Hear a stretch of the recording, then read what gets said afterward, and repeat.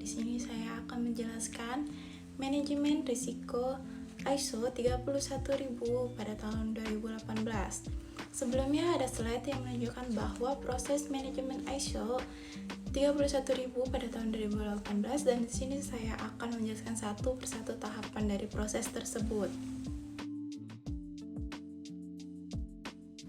Yang pertama yaitu definisi manajemen risiko ISO 31000 pada tahun 2018, di mana pengelolaan risiko untuk suatu organisasi perlu dilakukan dengan sistematis, di mana sistem manajemen apalagi yang sudah diterapkan secara luas dunia internasional merupakan kumpulan praktik yang telah diuji dan dipolakan, yang mana salah satu standar internasional untuk sistem manajemen risiko ISO 31000.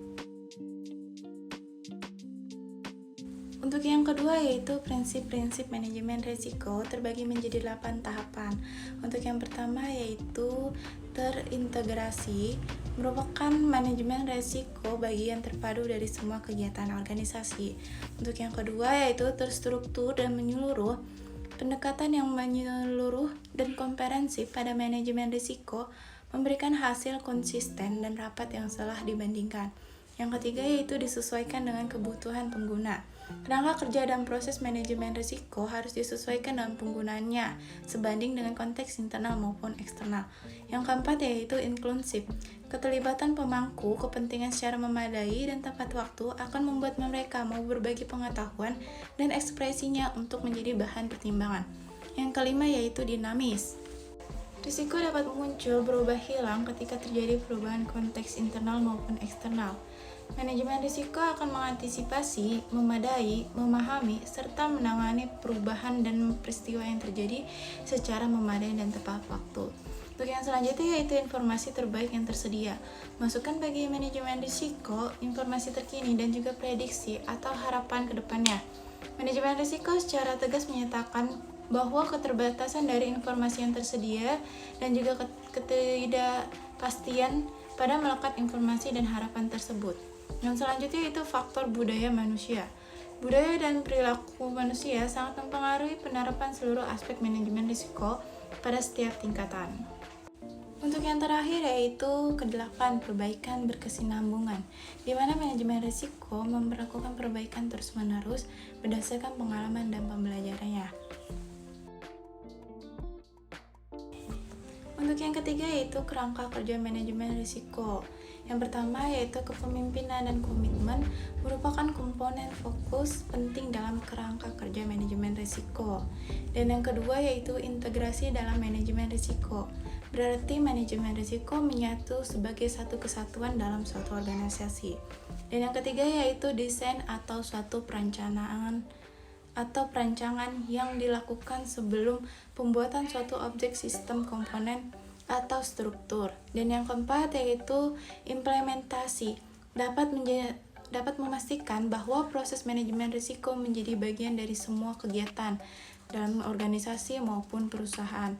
Untuk yang kelima yaitu evaluasi, merupakan suatu proses untuk mengukur atau menilai apakah suatu program atau kegiatan yang dilaksanakan sesuai dengan perencanaan atau tujuan yang diinginkan dicapai. Dan untuk yang terakhir yaitu perbaikan organisasi, dapat beradaptasi dengan melihat perubahan baik lingkungan internal maupun eksternal pada organisasi tersebut, lalu membuat perbaikan suatu dengan perubahan lingkungan yang ada untuk mencapai tujuan organisasi. Yang keempat yaitu proses manajemen risiko terbagi menjadi 5. Yang pertama yaitu identifikasi risiko, merupakan suatu proses yang secara sistematis dan terus-menerus dilakukan untuk mengidentifikasi kemungkinan timbulnya risiko atau kerugian terhadap kelayakan hutang dan personil perusahaan. Untuk yang kedua yaitu analisis risiko, merupakan proses penilaian terhadap risiko yang telah teridentifikasi dalam rangka mensegmentasi kemungkinan munculnya dan besarnya dampaknya untuk menetapkan level atau status risiko. Untuk yang ketiga yaitu evaluasi risiko, merupakan proses pengambilan keputusan berdasarkan hasil analisis risiko. Evaluasi risiko merupakan proses perbandingan antara level risiko yang ditemukan selama proses analisis dengan kriteria risiko yang ditetapkan sebelumnya. Dan yang keempat yaitu pengendalian risiko, merupakan suatu tindakan untuk menyelamatkan perusahaan dari kerugian.